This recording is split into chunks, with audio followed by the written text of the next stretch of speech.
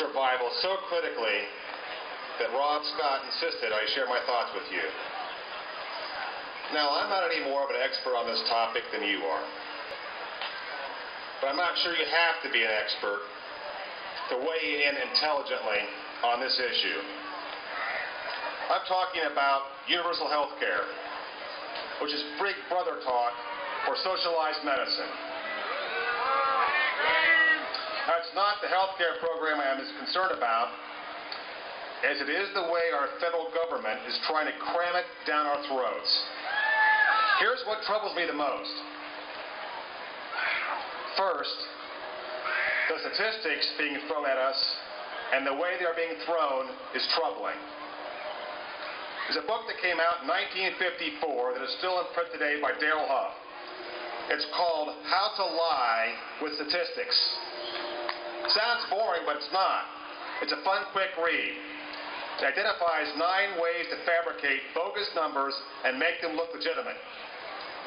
You'll recognize the tactic they are using to cram this down our throats as the very first one.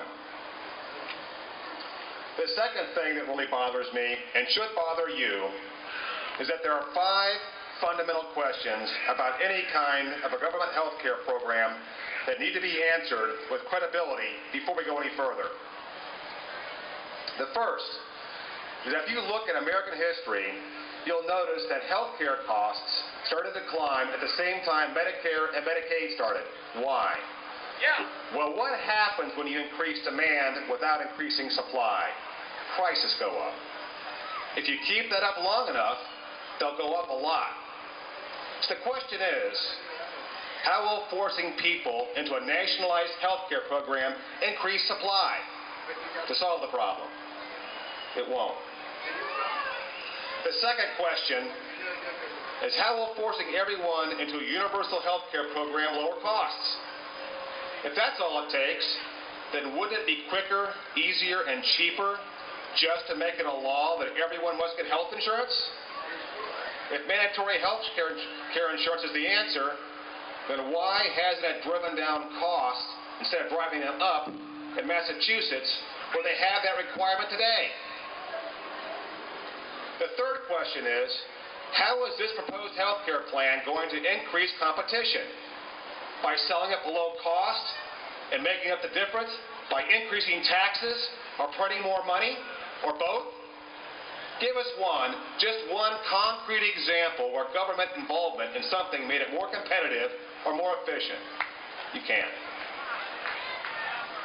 The fourth question is, who are we really talking about when we talk about the uninsured, or when they talk about the uninsured? It's not the indigent. By law, they must be treated. We're talking about a third who are illegal aliens, a third who are the young and healthy who would rather spend money on lifestyle than health insurance, and a third who would qualify for Medicaid and would have it if they only applied, but they haven't because they haven't been sick enough and needed it yet. Not to mention that people in that group aren't exactly known as the high achievers. When you consider who the uninsured really are, is it talking about them just a way to fabricate another manufactured crisis? The fifth question, and this is the biggest of all, it is so big that you can ignore and forget all the other questions I just gave you and just focus on this one. It's simply this. Medicare currently has a 30% waste. 30%. That means that $1 out of every 3 goes right into the trash can.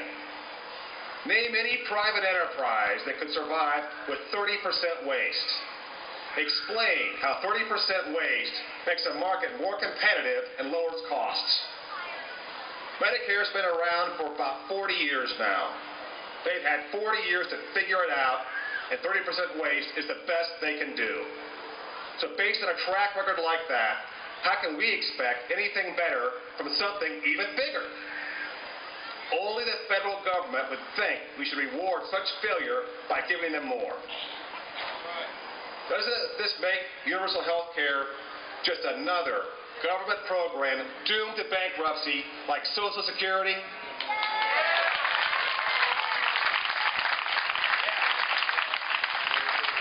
So what's our action plan? It's simple. Write our senators and congressmen. I'm talking handwritten letters that are hand-addressed. Handwritten is important because despite the illusion, only handwritten letters that are hand-addressed get read and have any impact. In your letters, demand they abandon any further action on a universal health care plan until they fix Medicare. Tell them to demonstrate competence with Medicare before even thinking about taking on anything more if they even hope to get your vote next time.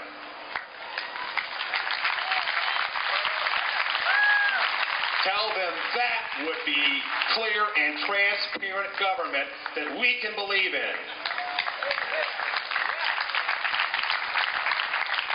Now, we had a fast one pulled on us on the stimulus bill. We're having a fast one pulled on us now on the cap and trade. Let's make sure they don't do it to us again. When you get home, write your letter. Make it the first thing you do this Independence Day.